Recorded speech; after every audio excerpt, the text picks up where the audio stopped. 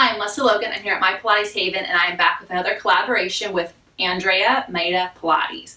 And we are going to talk about arch shapes. So last week we talked about side lying shapes, and this week we'll talk about arch. And the arch is a very interesting thing because we tend to all think about back bends as being this beautiful thing that you see on Cirque du Soleil, and that if you're a super, super tight person, then you can't do the arches in Pilates. And I want to break down, for me, I'm going to talk on the mat, but we can talk about arch shapes all over the room, and we will very soon. I've got a surprise for you.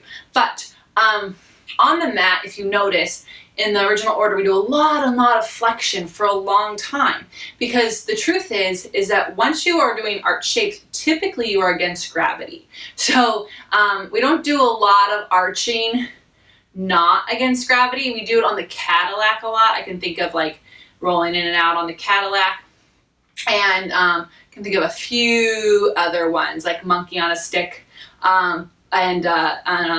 maybe the pull-ups, hanging pull-ups where you're facing away from gravity.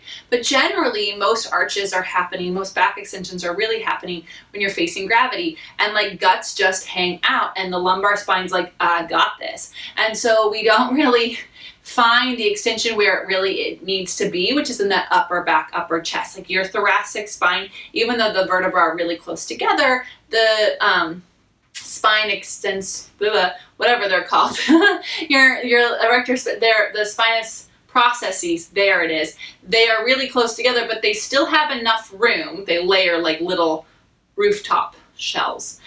They layer, but there's enough room for them to still actually get some extension. And we need that. We are literally living in a universe where everybody is doing more flexion with their upper back than they are with their whole spine in general, and then they can't extend and they wonder why. Well, they're super tight and they're super weak. So your arch is just the longest arch you can make. So I don't want anyone to think that they have to make their lower back do anything that it doesn't want to do. So if you are thinking about swan, you don't have to do the full swan dive right away. In fact, many people don't. And what you can do is just place your hands one on top of the other. You can join me if you want to. Place your head on your hands. And now reach your tailbone super long, so you'll feel like you're tucking, you're not. Your low belly will turn on. Then I want you to just lift your head and chest. Make sure that you didn't dump. I kind of did just now, so I'm going to reach my tailbone long, and then I'm going to lift my inner hamstrings up. So now everything is up. My stomach is wanting to push down, but I'm not going to let it. I'm going to pull my stomach away. Now I want you to hold here and just breathe. Take a deep breath in and exhale it out. Inhale and exhale. And if you notice, you kind of start to rock a little bit. What I don't want you to be is two halves. So keep reaching your tailbone long. Don't force the rock, just force the breath. And out. And you'll notice that your body just does this little seesaw thing. And if you felt like it was chest, then legs, then it probably was. Come all the way back down and restart it. And I want you to be lower and longer until you can find your perfect seesaw.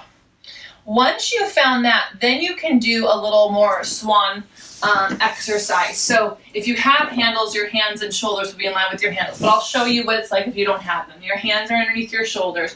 You again reach your tailbone long. Now use your hands to guide your heart more forward and your elbows closer together. Hold it. Squeeze the elbows towards each other. Feel your upper back turn on, and then reach your arms wide like wings. You should feel your whole upper back be there. Now don't take your chin back, because your neck is part of your spine, so your neck has no wrinkles in it. Keep reaching your tailbone down, and only if you can keep your neck long and your tail down do you try to lift your legs. And feel the whole back do this, its own version of flexion, its own extension, right? It's the longest curve you can make. And then lower it down. Good. Now, we're going to go into your single leg kick. All of this helps really get us ready for double leg kick, which I think is one of the hardest extensions to do because it's so easy to cheat by pulling on yourself.